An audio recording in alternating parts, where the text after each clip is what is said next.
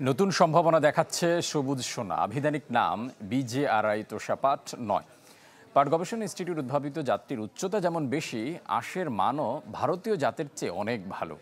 উচ্চ ফলনশীল সবুজ সোনা এরই মধ্যে সাড়া ফেলেছে ফরিদপুরের চাষিদের মাঝে। পাটের সবুজ সতেজ গাছ বেড়ে উঠেছে নতুন সম্ভাবনা নিয়ে। তাই তো বাংলাদেশ পাট গবেষণা ইনস্টিটিউট উদ্ভাবিত তোষা পাট 9 এর আরেক নাম সবুজ সোনা। ফরিদপুরের বিভিন্ন স্থানে সবুজ সোনার প্রদর্শনী খামার ও প্লট স্থাপন করেছে পাট গবেষণা ইনস্টিটিউট।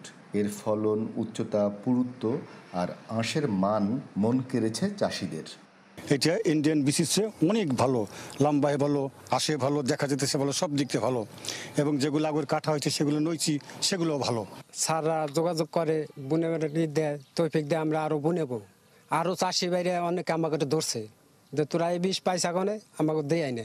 জলাবদ্ধতা সহনশীল এই পাটের মৃত্যুহার ভারতীয় জাতের চেয়ে অনেক কম। তাই চাষিদের আগ্রহ বাড়ছে সবুজ সোনার আবাদে। দেখেন এই যে সবুজ সোনা, আমার পাশের ক্ষেত কত সুন্দর হয়েছে, অথচ আর আমার পাট ভালো হয় না ইন্ডিয়ান। তাই আগামী থেকে ইন্ডিয়ানের কোনো বীজ বপন করবো না। আর আমাদেরটা মারা যায় না, ওদেরটা জলাবদ্ধ, মানে পানি পায়ে মানে 12 পাটি মারা গেছে। আর আমাদেরটা একটা পাটও দেখেন, এটা পাটও মরে নাই। আর উচ্চতায়ও বেশি, এখনো তাজা, মানে আরো অনেক দিনই বাঁচবে। সরজমিন দেখলাম যে অন্যান্য প্লট থেকে অনেক সুন্দর এবং অনেক ভালো হয়েছে। আশা করি এর ফলন ওই জিআরও চেয়ে প্রায় 1.5 গুণের বেশি হবে ফলন আশা করা যায়। কর্মকর্তারা বলছেন, জাতটির বীজ সময় মতো চাষিদের হাতে তুলে দিতে পারলে এটিই হবে দেশের সবচেয়ে সফল পাটের জাত।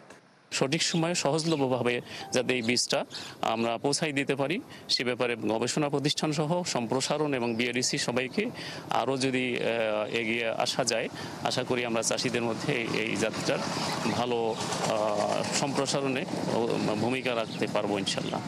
তোষা পাট 9 এর বীজ উৎপাদনে পাট গবেষণা ইনস্টিটিউট, DAE ও BADC-কে সমন্বয় করে কাজ করার আহ্বান সংশ্লিষ্টদের। হাসানুজ্জামান, চ্যানেল 24, ফরিদপুর।